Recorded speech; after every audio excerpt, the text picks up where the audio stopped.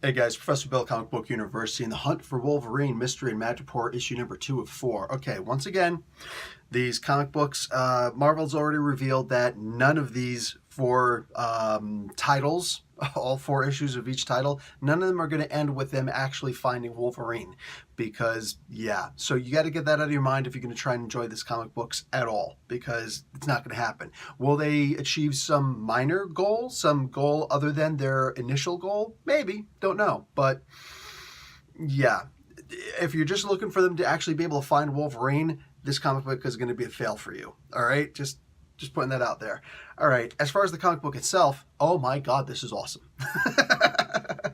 So first, I just have to say, artist Tony Silas, man, this guy, I feel like, you know, I studied art history for a while back when I was doing vocational school and all that stuff for art, and then you know, I always thought I was going to grow up to be a comic book artist when I was a kid.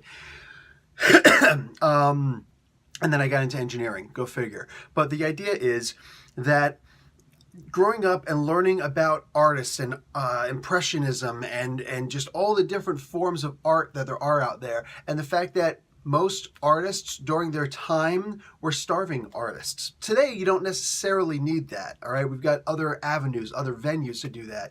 Plus, the people nowadays are more willing to actually put money forth for things that are already given to them for free to support these people. It's like we understand better the way that works, but back in the day, nobody, for the most part, understood Goethe while Goethe was actually out doing his thing. Nobody understood Van Gogh while Van Gogh was actually out doing his thing. Nobody understood Pablo Picasso while he was out there doing his thing. Nobody understood those works. You know, you had to be really lucky, like Michelangelo, to actually have a good paying job. Somebody like Raphael, who had a really good paying job. Most people, even Da Vinci didn't make any money off of his art for the most part. You know what I'm saying? He made money off of building weapons. He was very, very affluent, extremely versatile.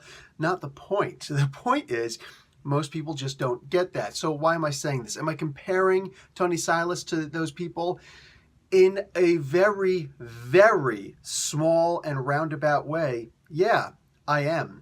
This art is very different than anything, for the most part, that I've read before. This is not like regular American art. This is not like, you know, manga. This is not like, for the most part, any kind of art that I've seen before. But it's beautiful in its simplicity, in its context. It's beautiful. It's sick. And I feel like there's going to be a lot of people who will be like, yeah, Professor, I totally get what you're saying, but understand, there's also going to be a whole, I see this, I recognize it for what it is, there's going to be a whole slew of people who are just like, yeah, I don't dig the art at all, I don't get it. That's fine, man. There may come a day when you will. If you do like this, please understand, you're one of those people who I feel would have gotten what Picasso was doing back when he was doing it. I'm going to put that aside now. Really good art. As far as the story, okay, not too shabby. First off, I love it when the who did the cover on this? Darn it, cover artist. Oh, Greg Land actually did the cover art along with Jay Leishin and Jason Keith. Okay, cool. Because I'm always a fan when the cover matches what actually happens inside the comic book. Now, not exactly like this, but we do see the ghost of Wolverine, so to speak. I'm not going to actually tell you what that is, but when you see it, I think you'll be like, that's actually a really good idea. I dig that. And it was. The 3 surviving ex-women, so that's Kitty Pryde, Jubilee, and Domino, they are going to go underground. Remember, these aren't the heavy hitters, okay? They're not Storm, they're not Psylocke, they're not freaking Rogue. The heavy hitters got taken out within 30 seconds, as is mentioned in here. Instead, these 3 are going to go underground. They're going to go the patch route, which I thought was perfect since they're in Madripoor. They consider going to Tiger. Beautiful. Perfect. I'd have been infuriated if it wasn't even thought of. Kitty is a really good leader in this comic book. She's a fantastic leader. We get to see that everything is as current and up to date as you can imagine. Jubilee actually has her firecracker abilities back. She's not a vampire anymore, even though she looks like a vampire during most of this. I'm thinking, did Zub remember? Yes, Zub remembered. So One of the things I thought was really cool about this comic is that they are taking a more mundane approach. They're recognizing that they're not heavy hitters. They have to go a different route. So they go underground and they start trying to figure out what's going on. Let's try and take these guys on one at a time. We can't go one-on-one against them. We couldn't do it before. We're definitely not going to be able to do it now. So it's smart. They're smart. I love that Zub actually has respect for Kitty Pryde Wolverine. That was 6 issues. They were an amazing comic book. I'm surprised at how many people let that comic book slip right past. People my age, you know what I'm saying? People in their 40s who allowed this comic book to just kind of whiz right by them, and they didn't realize that small limited series had come out a long time ago. It was an amazing story. I've seen people make fun. I've seen, the other YouTube professionals who've made fun of the issues.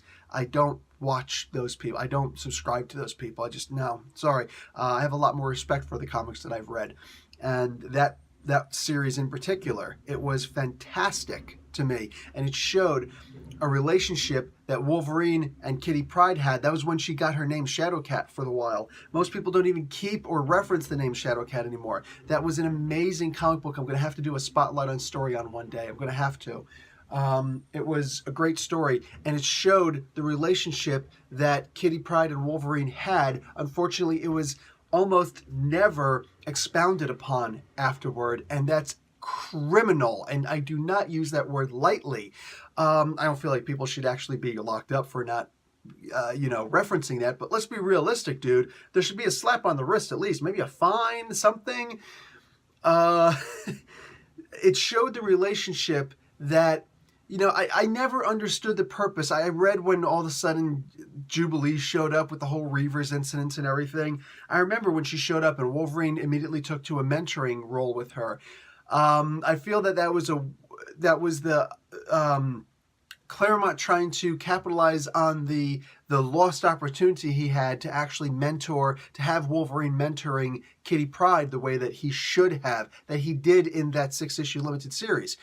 So all of that is referenced here more than once, and it's great. I love that they do that. So just that alone would make this a perfect comic book for me, but it obviously there's so many other factors that go into it. One of the best things that I've read the entire week was Domino trying to imitate Kitty Pryde's phasing ability, and that just, oh my god, that was just, when you read that, you're going to laugh your butt off. If you're not laughing your butt off, you're not reading it right.